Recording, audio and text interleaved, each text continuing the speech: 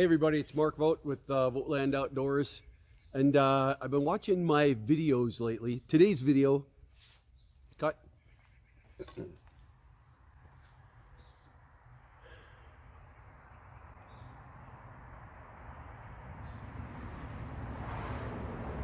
Car.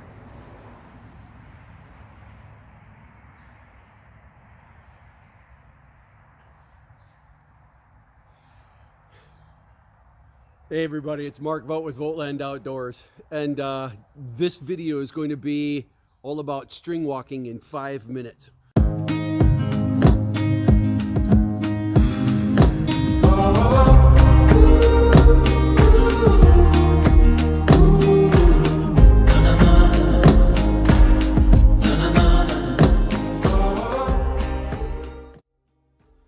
Why 5 minutes? I've been looking at the analytics on some of my other training, and far and away one of my most popular videos is about string walking, but I ended up taking it into two 20-minute segments.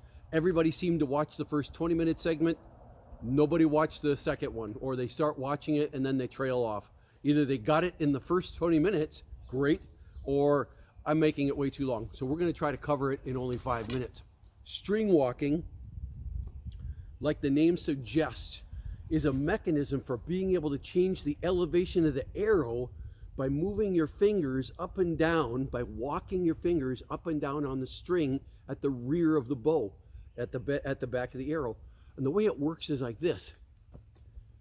If I'm always anchoring this finger under my chin, but that finger changes position on the string as I anchor at different positions on the string, I'm actually adjusting the arrow to different elevations, and different elevations is going to give me different distances.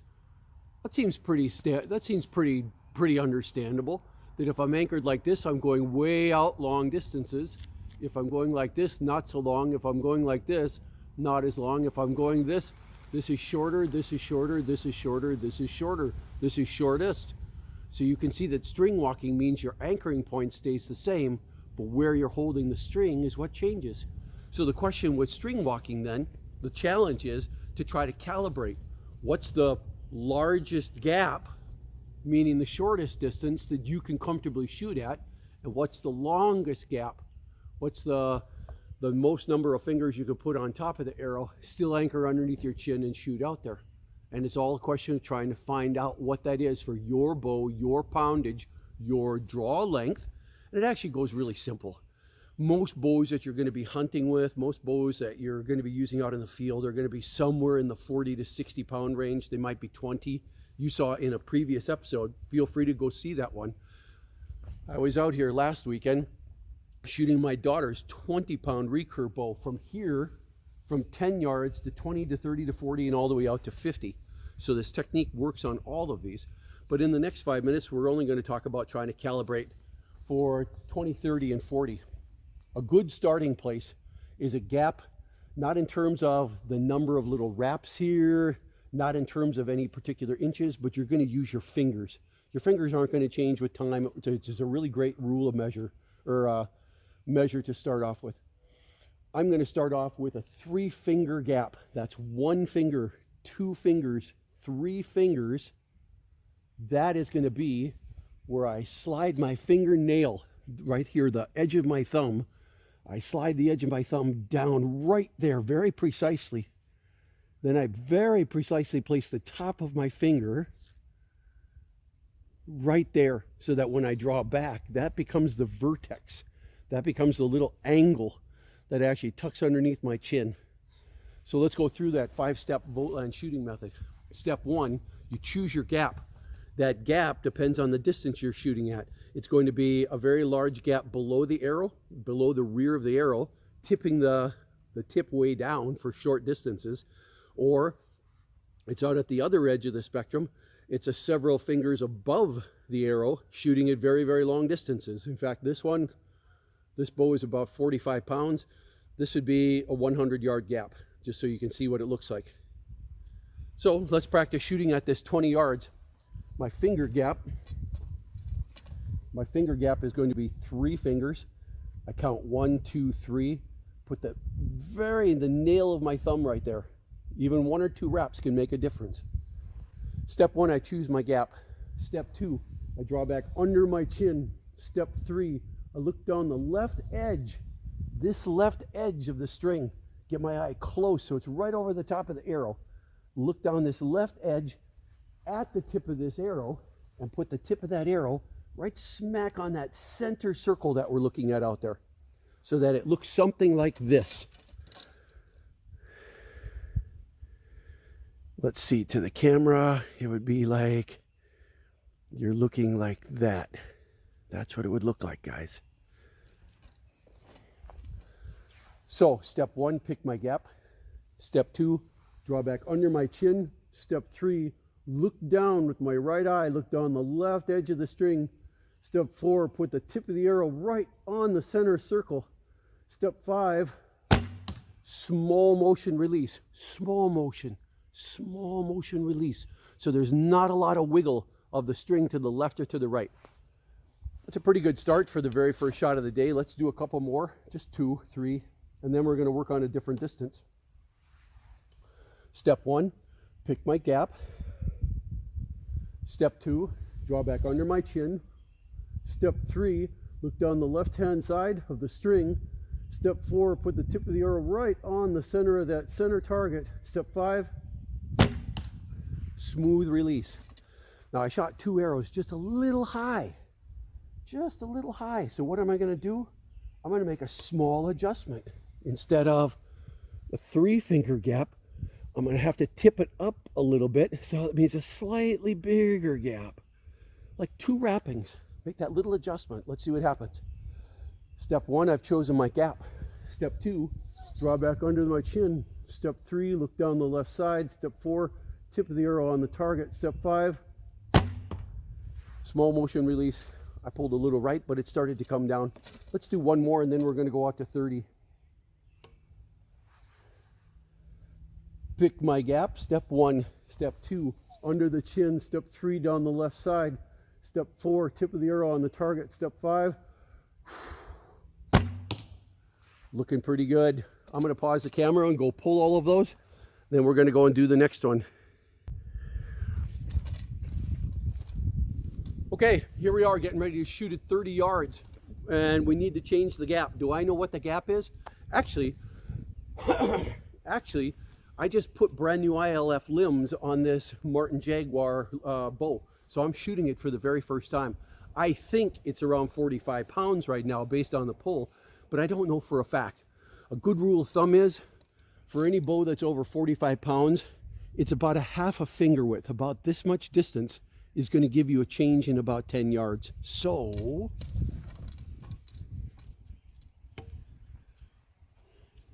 if 20 yards was a 3-finger gap that looked like this, then if I go up 1/2 finger, that should be what a 30-yard gap looks like under my chin.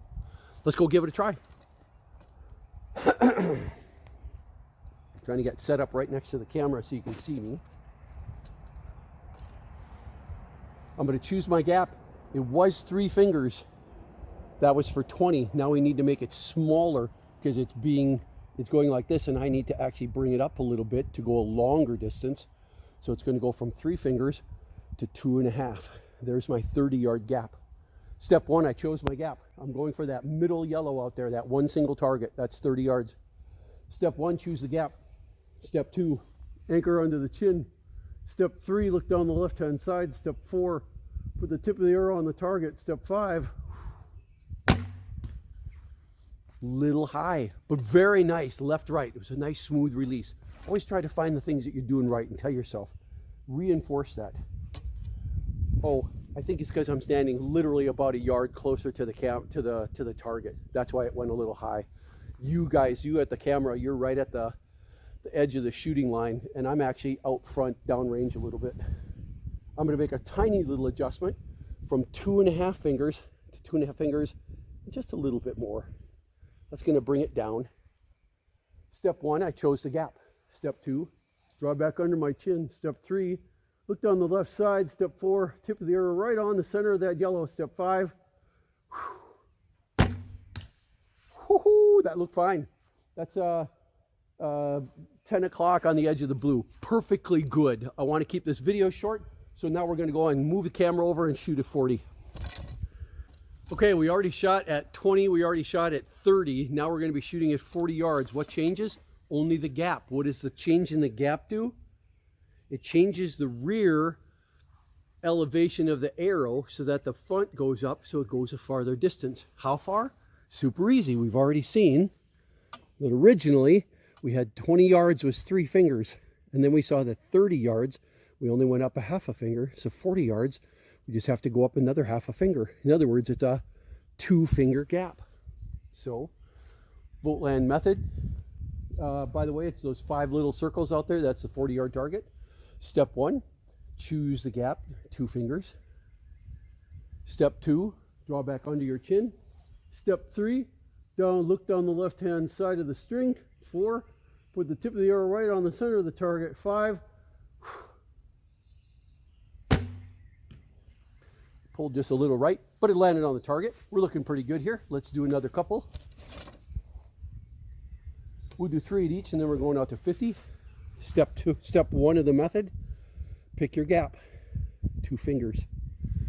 Step 2, anchor under the chin. Step 3, look down the left-hand side of the string. 4, tip of the arrow on the target. 5, pull just a little left, no problem. I'm talking. It's hard, you guys, to talk and to shoot at the same time. Last one on this target. Step 1, pick the gap, 2 fingers. Step 2, draw back under the chin. Step 3, look down the left side. 4, tip the arrow on the target. 5, there's paper. Just a hair to the 9 o'clock of the dead center. Nothing wrong with that. Let's see. We're in a pretty good position where I'm just going to rotate the camera a little bit. And now we're headed out there at the 50. That was 30, 40, that one's 50. What changes at 50? Only the gap, not the rest of the method. And what is the change in the gap? A half a finger. A half a finger smaller gap here pulls the rear of the arrow down, puts the tip up, makes it go 10 yards farther.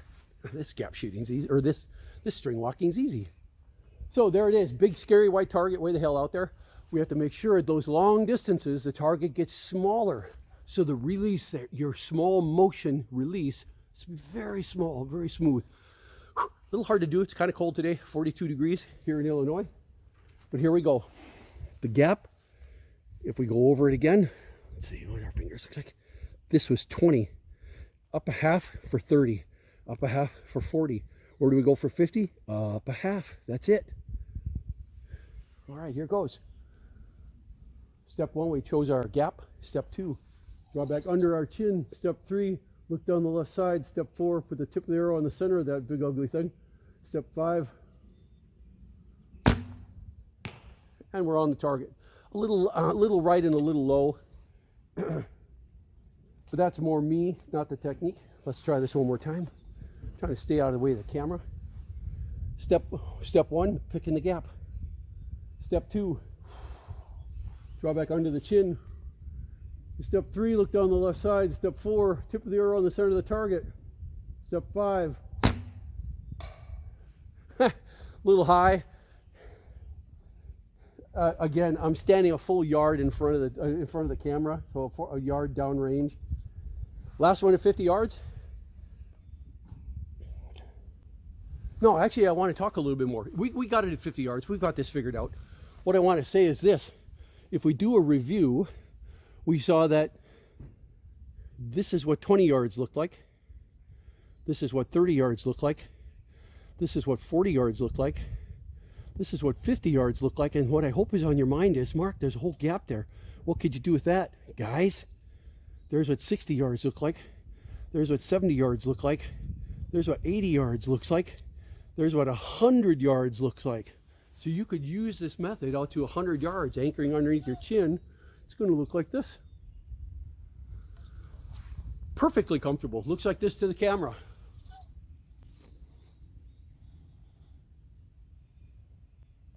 In fact, that should look really familiar to you. What's that called? That's the Mediterranean grip.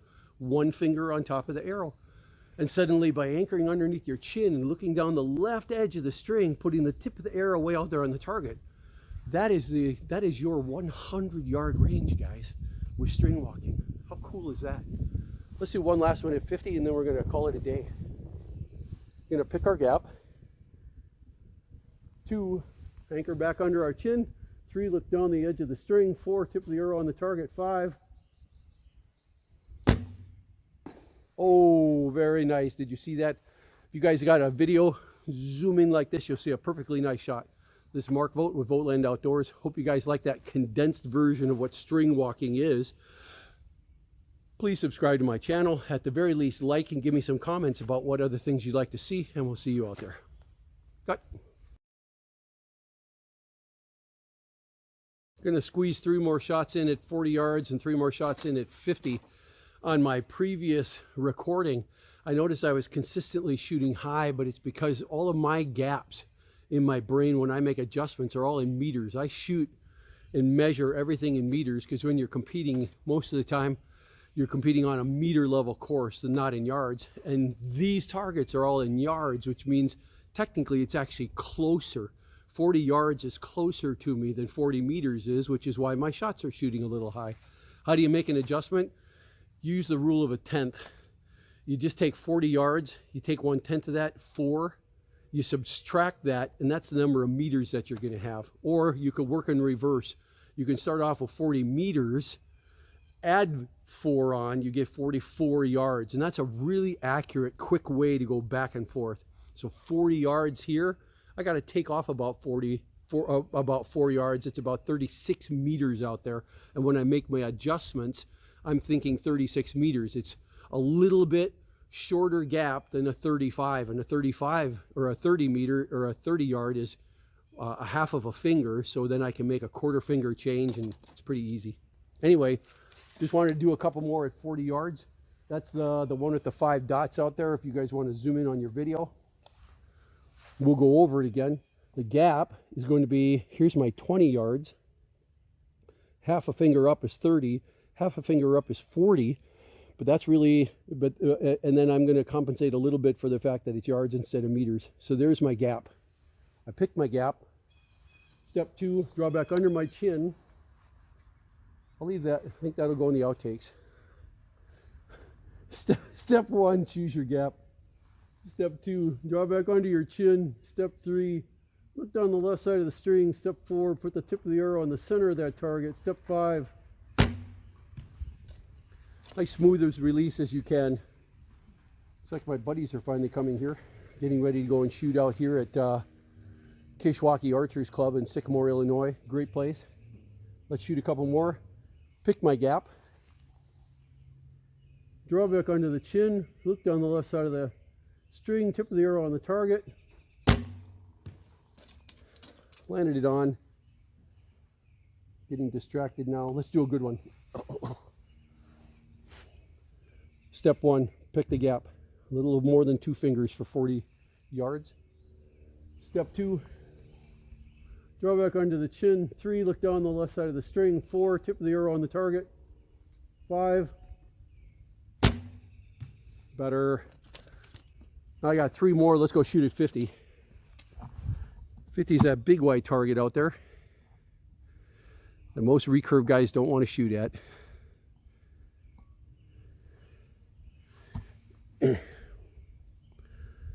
There we go. 50 yards only, the gap changes. Hey, Val, hey! Hey, stranger. Seen somebody I haven't seen since winter when we were out shooting at a archery on a golf course. We'll see if I still win. Only in Chicago. 50 meters, starts off with 20, goes to 30, goes to 40, a half a finger more gives us 50. So there's our 50-yard target, 50-yard gap. That's step 1, choose your gap. Step 2, draw back under the chin. Step 3, look down the left side of the string. 4, tip the arrow in the center of the target. 5,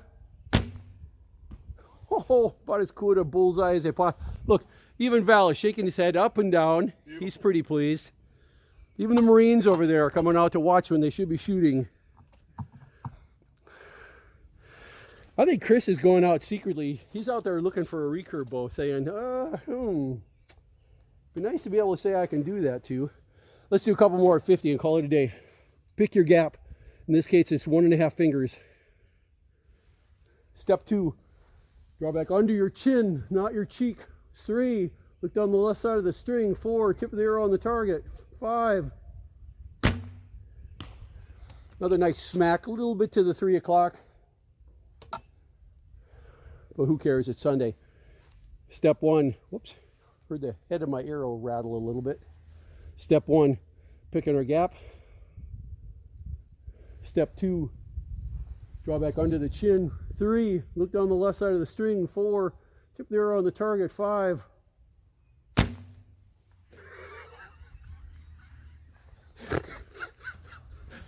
Outtake. I can't stand over the top of this log, talk to the camera, and shoot at the same time. I'll leave it in. You guys saw the first couple of shots. Good enough. I didn't notice how hard this was until I started recording.